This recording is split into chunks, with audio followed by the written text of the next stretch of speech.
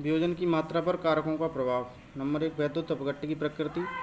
स्थिर ताप पर समान तनुता के विलयन में भिन्न भिन्न वैद्युत अपघट्यों की वियोजन मात्रा भिन्न भिन्न होती है। ठीक है। नंबर 2, विलायक की प्रकृति। किसी वैद्युत अपघट्य की आयनन की मात्रा विलायक की प्रकृति पर निर्भर करती है। जिन विलायकों में आयनित होते हैं उन्हें आयनकारी विलायक कहते हैं। सांद्रता परिवर्तन का प्रभाव। वैद्युत अपघट्यों की आयनन की मात्रा विलयन की सांद्रता पर निर्भर करती है। विलयन की तनुता बढ़ाने पर, तनुता का मतलब पतलापन यानी अर्थात सांद्रता घटाने पर आयनन की मात्रा बढ़ती है, क्योंकि जितना पतला यानी तनु होगा विलयन उतनी ही उसकी आयनन मात्रा बढ़ जाएगी। ठीक है। नंबर 4, ताप परिवर्तन का प्रभाव। तो वियोजन की मात्रा पर ताप पर निर्भर करती है, निर्धारित होती है। ताप बढ़ाने से वैद्युत अपघट्य की वियोजन की मात्रा बढ़ती है। ठीक है। नंबर 5, समायनन प्रभाव। समायनन की उपस्थिति में विद्युत अपघट्य के आयनन की मात्रा कम हो जाती है। अब देखें अम्ल। तो आर्रेनियस के अनुसार वह पदार्थ जो जल में घोलने पर वियोजित होकर धनायनों के रूप में केवल हाइड्रोजन आयन देता है अम्ल कहलाता है। जो अम्ल जलीय विलयन में पूर्ण रूप से आयनित होते हैं वे प्रबल अम्ल तथा जो आंशिक रूप से आयनित होते हैं वे दुर्बल अम्ल होते हैं।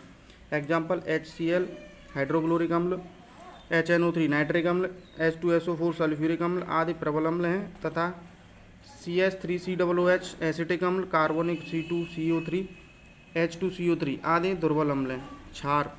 आर्रेनियस के अनुसार वह पदार्थ जो जल में घोलने पर वियोजित होकर ऋणायनों के रूप में हाइड्रोक्साइड देते हैं क्षार कहलाता है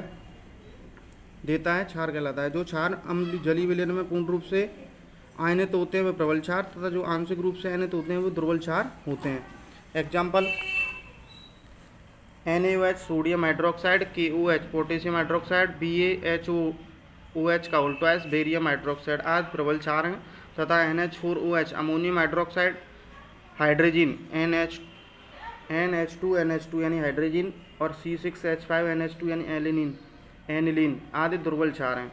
अब देखें उदासीनीकरण।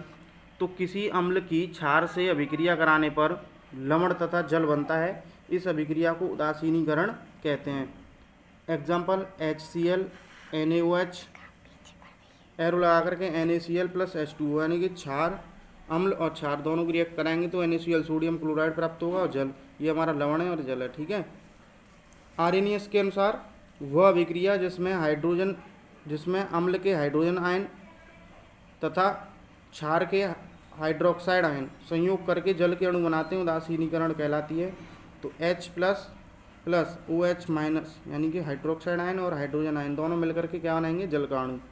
अब देखें उदासीनीकरण ऊष्मा।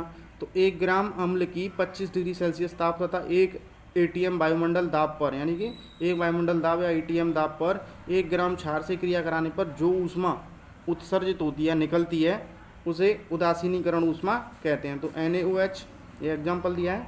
तो NaOH यानी HNO3 प्लस NaOH यानी दोनों को रिएक्ट करेंगे तो NaNO3 सोडियम नाइट्रेट और जल प्राप्त होगा। इसमें 13.7 किलो कैलोरी ऊष्मा उत्सर्जित होती है। ऐसी दूसरी अभिक्रिया है HCl प्लस KOH यानी कि हाइड्रोक्लोरिक अम्ल और पोटेशियम हाइड्रोक्साइड दोनों की रिएक्ट करेंगे तो KCl पोटेशियम क्लोराइड और जल प्राप्त होगा। इसमें भी 13.7 किलो कैलोरी ऊष्मा उत्सर्जित होती है। ठीक है।